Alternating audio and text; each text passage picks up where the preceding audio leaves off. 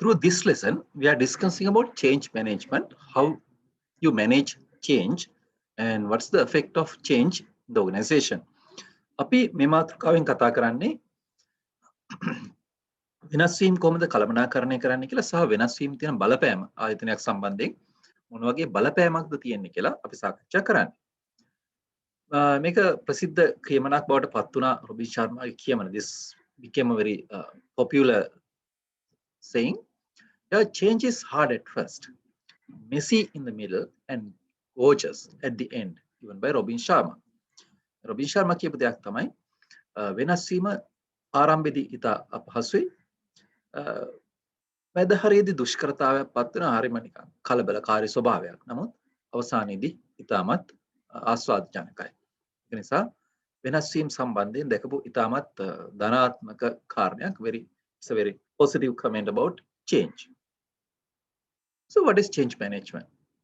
Change management is a collective term for all approaches to prepare, support, and help individuals, teams, and organizations in making organizational change. You might remember that under the organizational behavior, again, we were discussing about individuals, teams, and the organizations. So even in this context, in the change management, in the organizational context, we are looking at as a collective term for all approaches to prepare, support, and help individuals, teams, and organizations in making organizational change. And it's been defined as the method and manners in which a company describes and implements change in both its internal and external processes. We are defining it as a method and manners in which a company describes and implements change within both its internal and external processes.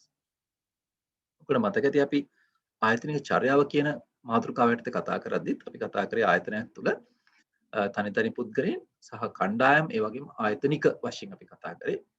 ඒතකොට මේකෙදිත් අපි වෙනස් වීම කළමනාකරණයේදීත් අපි දකිනවා මේ කොටස් තුනම සම්බන්ධයෙන්. ඒකෙදි අපි වෙනස් වීම කළමනාකරණය කියලා අපිට කියන්න පුළුවන්. අපි ආයතනික වෙනස කළමනාකරණය කරන්න දරන සියලුම ක්‍රමවේද සහ මාර්ගෝපදේශක සහ ඒ විධිවිධාන සියල්ලම එකතුවක් අපි වෙනස් වීම කළමනාකරණයට දකින්න පුළුවන්. මේකෙදි අපි අභ්‍යන්තරික වගේම බාහිර ක්‍රියාවලිත් අපි සැලකිල්ලට ගන්නවා. අපි අභ්‍යන්තරික වගේම බාහිර ක්‍රියාවලින් වල වෙනස් වීම සම්බන්ධයෙන් අපි ගන්න සියලුම ක්‍රමවේද, සියලුම ක්‍රියාමාර්ග මේ ආදී සියල්ලම එකතුවක් අපි වෙනස් වීම කළමනාකරණය හැටියට දකිනවා. Learning is a very important concept in change management. According to this particular definition of learning, is the process of acquiring knowledge through experience which leads to a change in behavior. So the learning should be not just an acquisition of knowledge, but it's the application of it through doing something different in the world. So we have to understand learning is not something what we just do. We go to a classroom and we learn something. No, it's not that. Learning, it's a process of acquiring knowledge as well as it should lead to a change in behavior. ඉගෙනීම කියන්නේ වෙනස් වීම කළමනාකරණයේ ඉතාමත් වැදගත් කාරණයක්. මේ අර්ථ නිරූපණය අනුව අපි ඉගෙනීම කියන්නේ අපි පන්තියකට ගිහිල්ලා එහෙම නැත්නම් මේ වගේ දේශනයක් අහන් ඉඳලා දෙයක් දැනුමක් ලබා ගැනීම විතරක් නෙවෙයි. අපි මේ දැනුම ලබාගත් දැනුම අපි භාවිතා කරන ආකාරය සහ ලෝකයේ වෙනස් කිරීම, ලෝකයේ තුල අලුතෙන් දෙයක් කිරීමට අපි භාවිතා කරන ආකාරය තමයි අපි ඇත්තටම කියන්නේ ඉගෙනීමක් කියලා. ඒ නිසා ඉගෙනීම තුලින් හැසිරීමේ වෙනසක් වෙන්න ඕන කියන එක අනිවාර්යයෙන්ම මේ අර්ථ නිරූපණය දක්වලා තියෙනවා. ඒක නිසා ඉගෙනීමක් කියන්නේ ක්‍රියාවලියක්. ඒකෙදී අපි දැනුම ලබා ගන්නවා වගේම අපේ අධ්‍යක්ීම් තුලින් වගේ අපි දැනුම ලබා ගන්නවා වගේම අපේ හැසිරීමෙත් වෙනස් වීමක් ඇති විය යුතුයි. So, according to this particular model, there are conscious and unconscious competence and incompetence. The combination of unconscious competence as well as unconscious incompetence, it became a conscious incompetence. First, we don't know that we have some skills, and we don't know that we have some weaknesses. So, on one side, unconscious incompetence is we don't know we have skills, certain skills. On the other hand, We don't know that we have some weaknesses. So in combination, these two become a conscious incompetence. We get to know that, okay, fine, we know like we have these weaknesses. So by learning, we make them a conscious competence. And after practicing and practicing and practicing, after a while, it becomes unconscious competence. Remember the example of you trying to write letters. Right? First, we didn't know that we couldn't write letters, but we didn't know that we could write letters either. So then we got to know, okay, fine, we can't write letters. Then we learn how to write letters, and finally, now we can write letters even without thinking. We don't think, okay, this is the letter we are going to write, this is the way we are going to hold the pen, but it has become an unconscious competence. Okay? දැනුවත් සහ නොදැනුවත් හැකියාවන් සහ නොහැකියාවන් කියලා මේ model එකේ දක්වනවා. අපි දැනුවත් අපි නොදැනුවත් හැකියාවන් අපි ගාව තියෙනවා, අපි නොදැනුවත් අපේ නොහැකියාවන් තියෙනවා. ඉතින් මේ දැනුවත් හැකියාවන් සහ මේ නොදැනුවත් හැකියාවන් සහ මේ නොදැනුවත් නොහැකියාවන් දෙක එකතු වුණාට පස්සේ ඇති වෙනවා දැනුවත් නොහැකියාවන්. අපි දැනගන්නවා උදාහරණයකට අපි අකුරු ලියන එක ගැන. අපි මුලින් දන්නේ අපිට අකුරු ලියන්න බෑ කියලා දන්නෙත් නැහැ. අපිට අකුරු ලියන්න හැකියාවක් තියෙනවා කියලා අපි දැනන් හිටියෙත් නැහැ. ඊට පස්සේ අපි දැනගන්නවා අපිට අකුරු ලියන්න තේරෙන්නේ නැහැ කියලා. අපි ඒක නිසා අපි ඒක කොන්ෂස් කම්පිටන්ස් එකක් එහෙම නැත්නම් අපි දැනුවත් හැකියාවක් බවට පත් කරගෙන අපි අකුරු ලියන්න පුරුදු වෙලා පෑන අල්ලන්න පුරුදු වෙලා පෙන්සල් අල්ලන්න පුරුදු වෙලා අපි ඒක දැනුවත් හැකියාවක් බවට පත් කරගන්නවා. කාලයක් ගියාට පස්සේ මේක නොදැනුවත් හැකියාව බවට පත් වෙනවා. මොකද තවදුරටත් අපි මේ විදිහට පෑන අල්ලන්නේ අයන්න ලියන්නේ මේ විදිහට ආයන්න ලියන්නේ මේ විදිහට අපි කල්පනා කරන්නේ ඒක නොදැනුවත් අපියෙන් සිද්ධ වෙනවා. ඒ නිසා අපි මුලින්ම තිබුණු නොදැනුවත් හැකියාවන් සහ නොදැනුවත් නොහැකියාවන් අවසානයේදී නොදැනුවත් හැකියාවන් බවට පත් වෙනවා. අපිට ඒක පුළුවන් වෙනවා අපිට ඒක කරගෙන යන්න. ඒක නිසා මේ මොඩල් එකකින් කියනවා මේ විදිහට තමයි වෙනස් වීම වෙන්නේ කියලා අපි ඉගෙනීම තුල.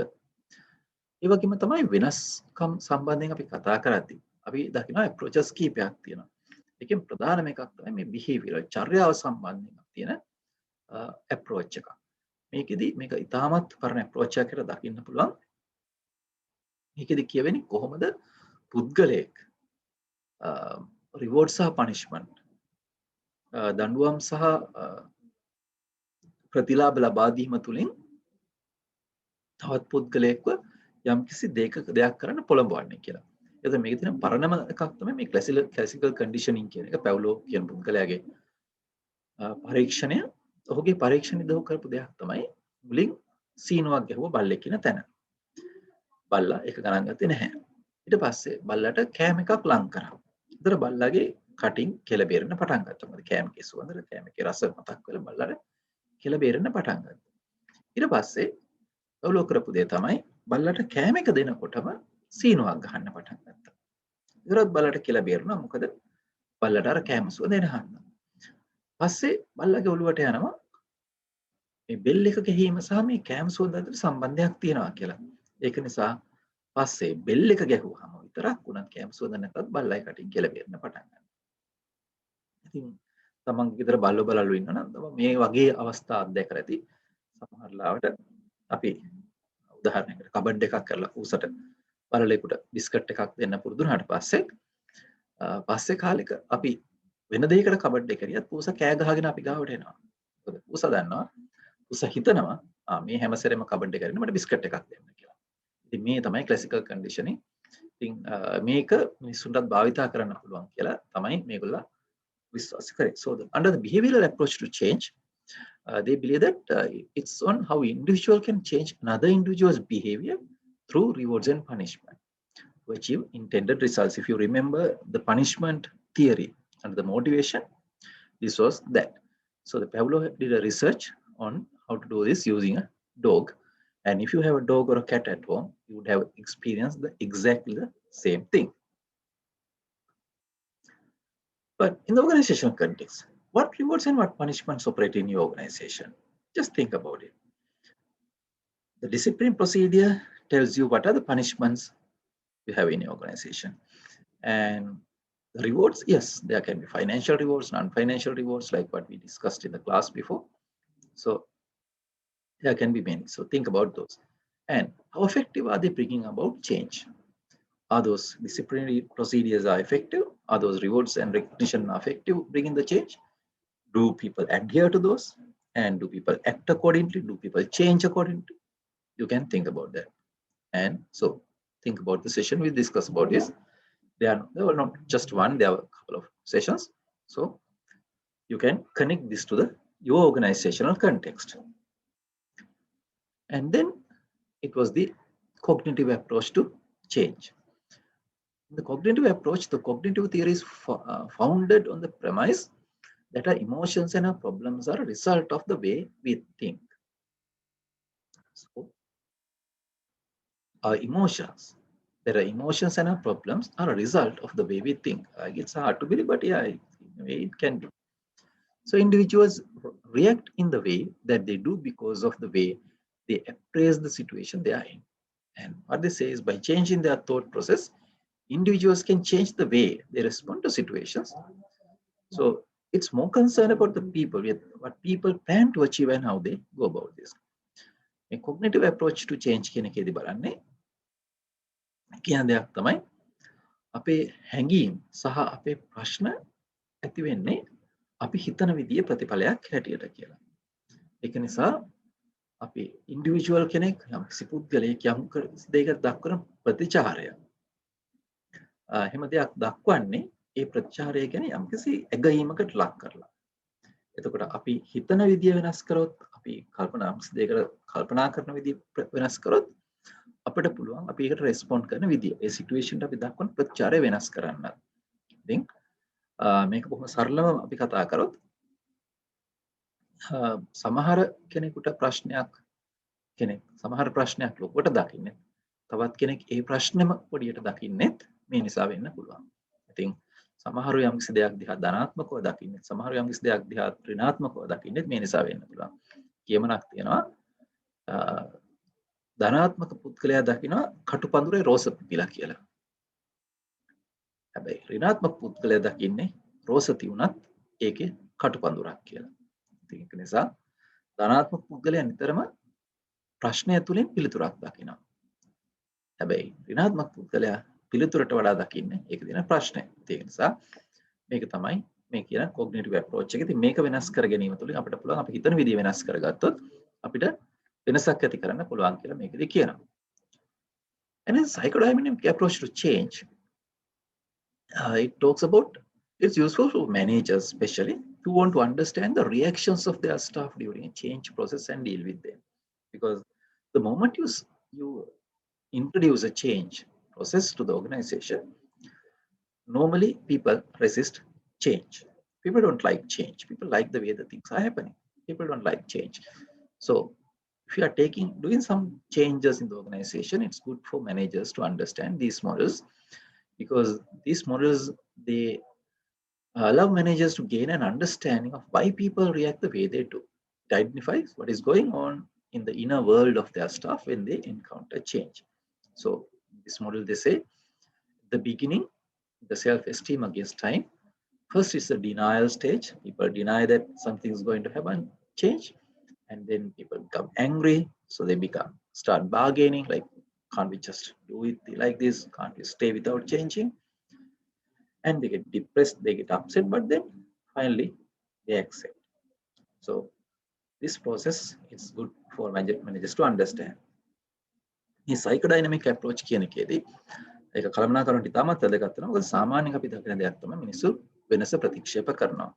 ඒ වෙනස හොඳයිද නරකයිද එහෙම හිතන්නේ නැතුව වෙනස ප්‍රතික්ෂේප කරන්න පෙළඹෙනවා. ඒක නිසා මොකද හේතු නිසා. ඉතින් ආයතනයක් තුළ වෙනසක් හඳුනා දීමේදී කළමනාකරනට පුළුවන් මේ වගේ මොඩල් එකක් තුලින් ඇයි මිනිස්සු යම්කිසි ආකාරයකට ක්‍රියාත්මක වෙන්නේ ක්‍රියා කරන්නේ කියලා තේරුම් ගන්න. මොකද සාමාන්‍යයෙන් වෙනසක් හඳුනා දීපු හැටිම මිනිස්සු එක ප්‍රතික්ෂේප කරනවා. මිනිස්සු හිතන එහෙම එකක් නැහැ කියලා. ඒගොල්ලෝ එහෙම එකක් නැහැ, එහෙම වෙනසක් වෙන එකක් නැහැ කියලා හිතාගෙන හැසිරෙනවා. ඊට පස්සේ අර කේන්ති යනවා. ඊට පස්සේ ඒගොල්ලෝ බලනවා කතා කරලා මේක වෙනසක් වෙන එක වළක්ව ගන්න පුළුවන්ද කියලා. ඊපස්සේ ඒගොල්ලෝ කලකිරෙන්න පටන් ගන්නවා. ඒගොල්ලෝ මානසිකව වැටෙන්න පටන් ගන්නවා. හැබැයි ඊට පස්සේ ඒගොල්ලෝ දැනගන්නවා මේක අපිට කරන්න දෙයක් නැහැ. මේ වෙනස සිද්ධ වෙනවා. වෙනස් වීම පමණයි වෙනස් නොවන එකම දේ කියලා ඒගොල්ලෝ තේරුම් ගන්නවා. ඒක නිසා ඒගොල්ලා ඒක පිළිගන්නවා කියලා තමයි මේ මොඩල් එකේදී කියන්නේ. So first we have to change ourselves and then the others. So as a response to change, there are 5 factors in responding to change. First is the nature of the change. What's the nature of the change? What sort of a change is taking place? And then the consequences of the change. What are the consequences of the change? What will become out of the change? And the organizational history. People will look at the organizational history and see what are the things that has taken place in the past. Then the type of individual. It depends on the individual as well, and then the individual's history. What are the things that person has experienced during the past changes? So these are the 5 factors in responding to change. වෙනසකට මුහුණ දීමේදී අපි දකිනවා කාරණා 5ක් බලපානවා කියලා. ඒකෙදී එකක් තමයි වෙනස ස්වභාවය. වෙනසේ ස්වභාවය මොන වගේද කියන එක සහ මේ වෙනසෙන් ඇති වෙන දේ මොන වගේද කියන එක. ඒකෙන් ඇති වෙන ප්‍රතිඵල මොන වගේද. ඒ වගේම තමයි ආයතනයේ ඉතිහාසය, ඒ පුද්ගලයාගේ විදිය සහ පුද්ගලයාගේ ඉතිහාසය මේ කියන කාරණා වෙනසක් කෙරෙහි බලපාන. අපි කලින් පාඩමක කිව්වා ගිනි පෙරෙල්ලෙන් බැට කාපු එක කණාම ඉදිරියට බයයි කියලා. ඒක නිසා ඉතින් පුද්ගලික තමන්ගේ අත්දැකීම් අනුව තමයි යම්කිසි වෙනසක් දිහා බලන්නේ, යම්කිසි වෙනසකට ප්‍රතිචාර දක්වන්නේ, යම්කිසි වෙනසකට තමන්ගේ ආකල්පය ඇති කරගන්නේ, ඒ වෙනස පිළිගන්නව නැද්ද කියන එක තීරණය කරන්නේ. මේ දේවල් වලදී ආයතනයේ මීට කලින් කරපු විදිය, ඒ කියන්නේ පුද්ගලයාට ඇති වෙච්ච මතය, සමාජය විසින් ඔහුට දීලා තියෙන මතය මේ පිළිබඳ මේ කියන කාරණා බලපානවා. So this Shane, he's elaborating on the Levin's model. Levin's model is also these things, but Shane is elaborating on the Levin's model on the change management. It includes 3 stages on change management. First is the stage 1 is unfreezing, where the creating the motivation to change. First, you have to create the motivation to change in the people. You have to motivate them. Look here, this change is good. So you have to create the motivation to change. And stage 2, learning new concepts and new meanings for old concepts. We are replacing the old concepts with the new concepts, the new meanings. And then rephrasing, we are internalizing those new concepts and meanings. So we are basically, first we are motivating, and then we are bringing new concepts instead of the old concepts, and then we are internalizing those new concepts according to Shane. Shane අනුව ලෙවින්ගේ model එක වෙනස් කළමනාකරණය පිළිබඳ ලෙවින්ගේ model එක නැවතත් හඳුන්වා දීමක් කරනවා. ඒකෙදී ඔහු ස්ටේජ් 1 එක හැට හඳුන්වන්නේ අන්ෆ්‍රීසිං කියන එක. අන්ෆ්‍රීසිං එකේදී ඔහු කියන්නේ පුද්ගලයන් දිරිමත් කරන්න ඕන මේ වෙනස සම්බන්ධයෙන්, වෙනස පිළිගන්න, වෙනස හැදගැහෙන්න අපි පුද්ගලයන් දිරිමත් කරනවා. ඒ වගේම තමයි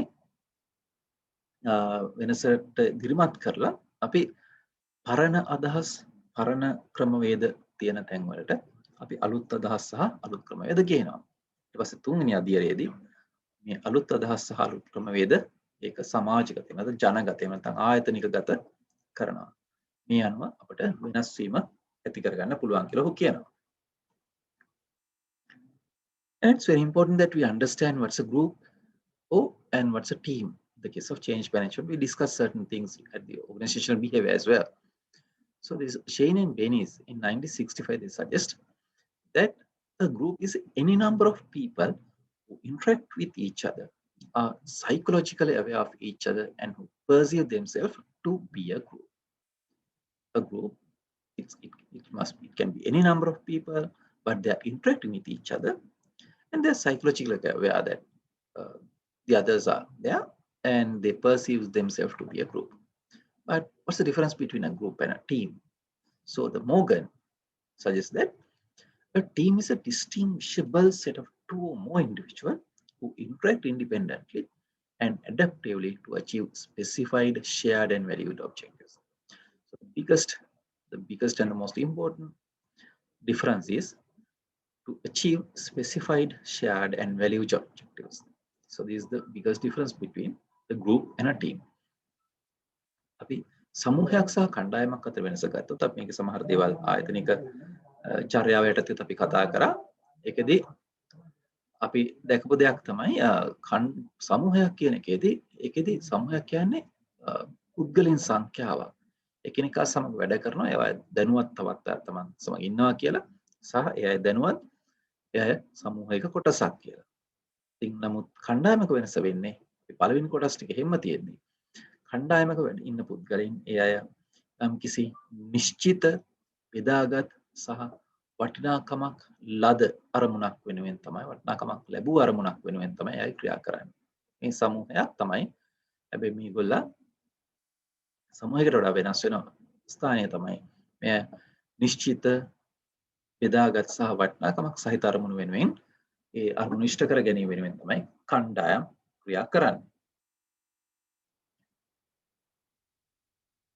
So there is a difference between groups and teams. You can read it for yourself for a while.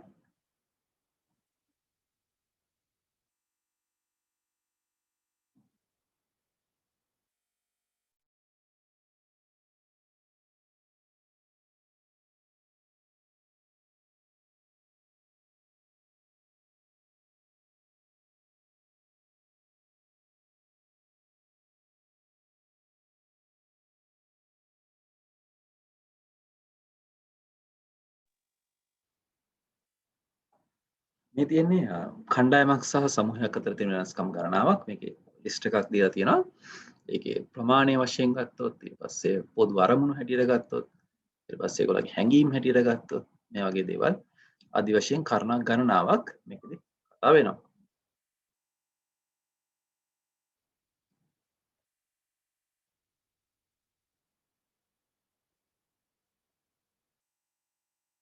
So how can we change these teams to be effective? So they say they've identified 5 elements that contribute to the level of a team effectiveness or ineffectiveness over the time. So if we want to make a change in the organizations to be effective, then we need to look at the team mission and how their planning and the goal setting is going. So there should be a clear, distinctive purpose for the team, and there should be proper planning and goal setting. If not, they'll be ineffective. And the team roles, there should be different roles for different people in the team. Like in a cricket team, there's a captain, there's a vice captain, there are bowlers, there are fielders, there are batsmen. Likewise, even in a team, there should be the leaders, followers, and people who are doing various roles. If these things are not taking place, then those things will be ineffective. The team operating system process, there should be a process for the team to operate from beginning to end. What are the inputs, what are the process, what are the outputs? They should be clearly defined. And then the team interpersonal relationships. What are the interpersonal relationships between in the team and inter-team relationships within the team as well as among the team? So if you are managing this properly, then we can change these teams to be effective. අපිට කණ්ඩායම් වඩාත් ඵලදායී වෙන වෙනසක් කරන්න ඕන නම් එනවා මේ කියන කාරණා ටික වැදගත් වෙනවා කියලා එකක් තමයි කණ්ඩායමේ අරමුණු, කණ්ඩායම සැලසුම්කරණය, කණ්ඩායමේ අරමුණු ගත කිරීම මේ දේවල් නිසි පරිදි සිදු වුණොත් එතන කණ්ඩායම නිසි පරිදි ක්‍රියාත්මක වෙනවා වෙනස ඉතාමත් හොඳයි නැත්නම් ඒක ඵලදායී වෙන්නේ නැහැ කියනවා. ඒ වගේම තමයි කණ්ඩායමේ එක පුද්ගලයාට තමන්ට අයිති රාජකාරී කාර්යයන් බෙදා දීලා තියෙන්න ඕන සහ කණ්ඩායමේ ක්‍රියාවලිය නිසි පරිදි සකස් වෙලා තියෙන්න ඕන. මොනවද අපි යෙදවුම් හැටියට යොදාගන්නේ, මොනවද අපි ක්‍රියාවලිය, මොනවද අපි නිමවුම් හැටියට යොදාගන්නේ කියලා අපි තීරණය කරලා තියෙන්න ඕන. ඒ වගේම තමයි කණ්ඩායම තුලත් කණ්ඩායම් අතරත් සම්බන්ධතාවයන් මොන මට්ටමේද තියෙන්නේ සහ ඒක මොන ආකාරයෙන්ද ක්‍රියාත්මක වෙන්නේ කියන එකත් ඉතාමත් වැදගත්. ඉතින් ඒක නිසා මේ දේවල් ඉතා හොඳින් සිද්ධ වුණොත් ඒ වෙනස ඉතාමත් හොඳයි, ඵලදායී. නමුත් එහෙම නැති වුණොත් ඉතාමත් ඵලදායී නොවන වෙනසක් සිද්ධ වෙන්න පුළුවන්.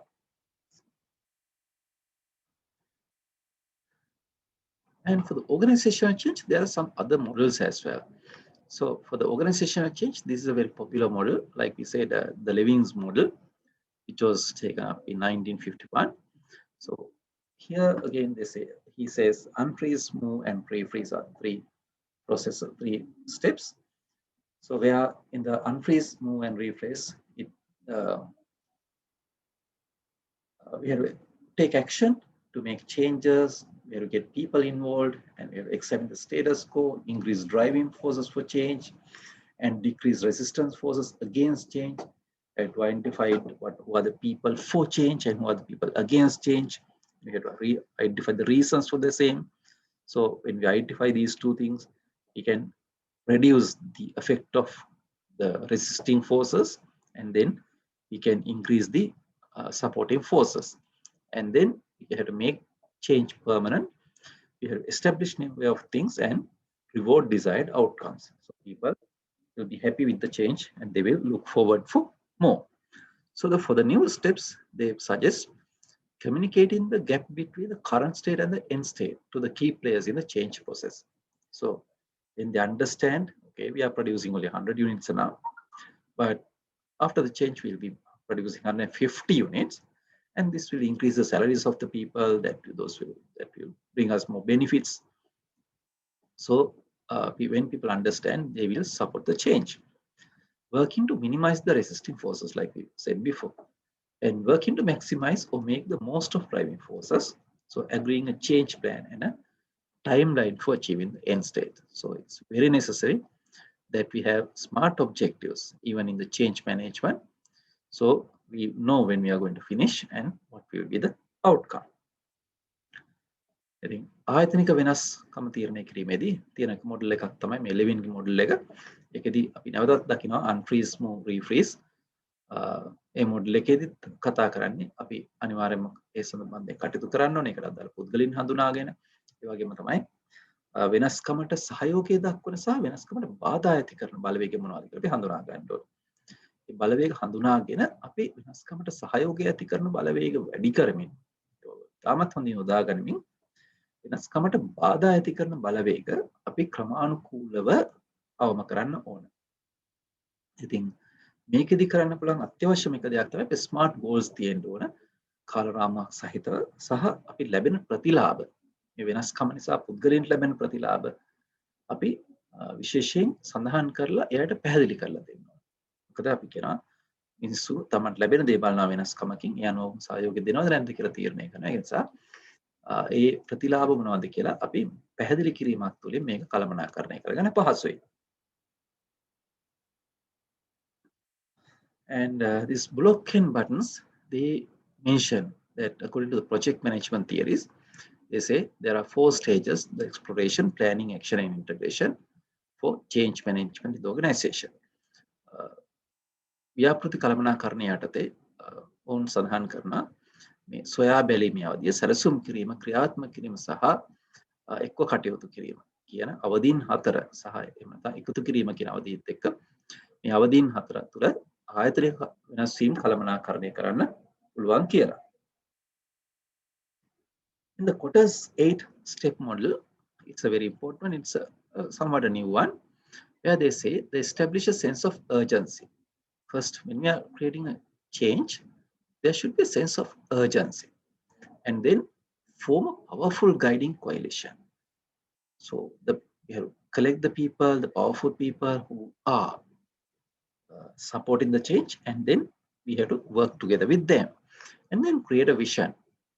There should be a vision where people will look forward to, where people will work towards and communicate the vision.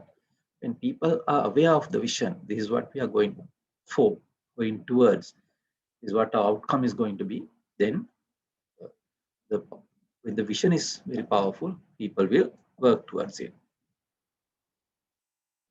and empower others to act on the vision.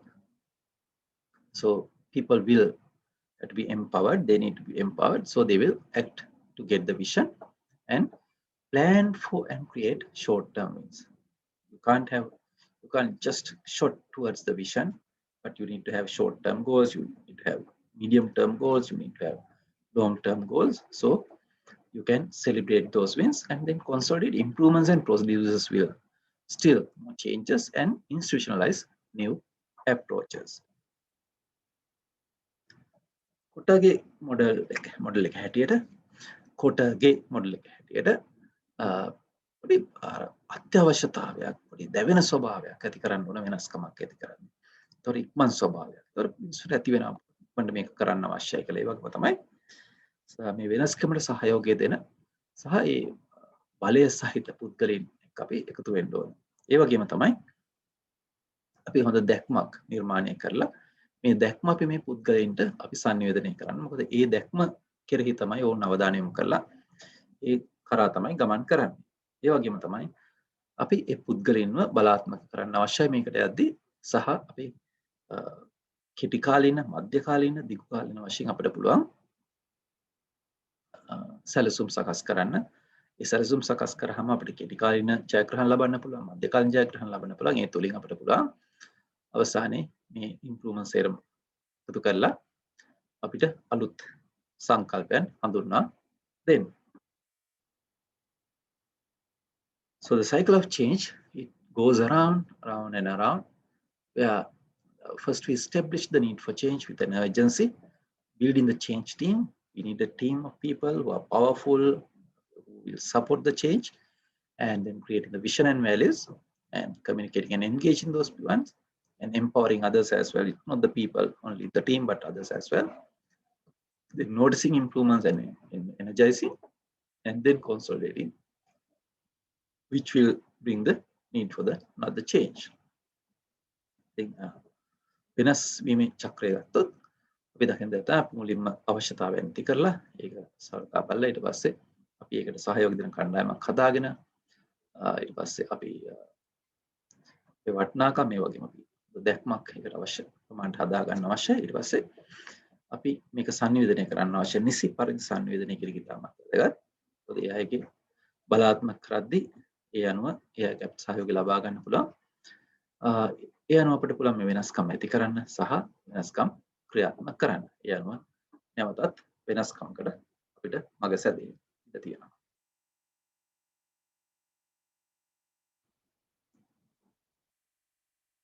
So what this says, there are 3 stages: the managing transitions effectively, dealing with organizational cultures, and managing organizational politics, the change management process, where the manager who is skilled in managing transition is able to help people to learn as they change and create an atmosphere of openness and risk taking. So those managers, they will be managing the transition, and a manager who deals with the organizational culture examines the current organizational culture and starts to develop what Kano calls a more adaptable culture, because we need a good culture where we can plant the seeds of the change. So the manager who deals with that will do it. And the manager who is able to manage organizational politics can understand and recognize different factions and different agendas, because the organizations, there are different types of people, they have their own agendas which might not be in line with the organizational agenda. So this manager will handle those things. So this is very important for managing the change, ultimately achieving the organizational change and learning. වෙනස්කම් ඇති කිරීමේදී kernel කියන දෙයක් තමයි අපිට කළමනාකරණය කරන්න 3 කොටසක් ඉන්නවා. එකක් තමයි මේ වෙනස් වීම, මේ සංක්‍රාන්තිය කළමනාකරණය කරන්න අපිට නිසි ආකාරයේ පුද්ගලයෙක් අවශ්‍යයි. ඒකෙදි මේ නිසි ආකාරයෙන් මේ සංක්‍රාන්තිය කළමනාකරන පුද්ගලයා වටපිටාවක් ගොඩනගනවා මේ කළමනා වෙනස් වීම සඳහා. වෙනස් වීම ඇති වෙන්න අවශ්‍ය වටපිටාව, අවදානම දැරීමේ වටපිටාවක් නිර්මාණය කරනවා. ඒ වගේම තමයි ආයතනික සංස්කෘතිය කළමනාකරණය කරන්න සිද්ධ වෙනවා. ආයතනික සංස්කෘතිය තමයි මේ වෙනස්කම අපිට නිසියාකාර ක්‍රියාත්මක කරන්න සැකසෙන අපේ තෙත්බිම.